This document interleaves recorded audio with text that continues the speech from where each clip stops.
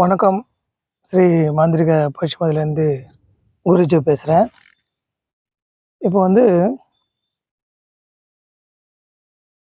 சைவ சித்தாந்தத்தில் சிவனை நோக்கி தவம் பண்ணுறது ரொம்ப முக்கியமான ஒரு விஷயம்.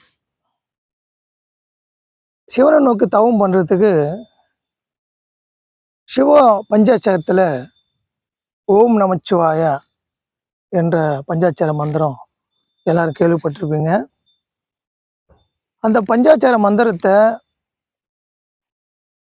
சித்தர் முறைப்படி எப்படியெல்லாம் தியானம் பண்ணாங்க, அதில் எப்படி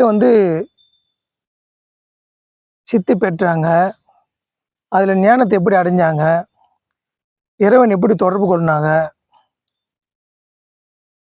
சிவனோட தரிசனம் எப்படி பெற்றாங்க, மரணம் இல்லாத பெருவாழ்வு எப்படி அவங்களுக்கு சித்தி ஆயிடுச்சு அதை பற்றி தான் நம்ம பார்க்க போகிறோம். ஏன்னா இந்த சிவ பஞ்சாச்சாரம் தான் இந்த பிரபஞ்ச இயக்கத்துக்கு மூலப்பொருளாக இருக்குது. ஏன்னா பஞ்சபூதங்கள் இல்லாத எந்த பொருளும் கிடையாது. உலகத்தில் பஞ்சபூதங்கள் முக்கியத்துவம் வாழ்ந்தது, அதில் தான் எல்லா உயிரினங்களும் வாழுது. காற்று, நீர்,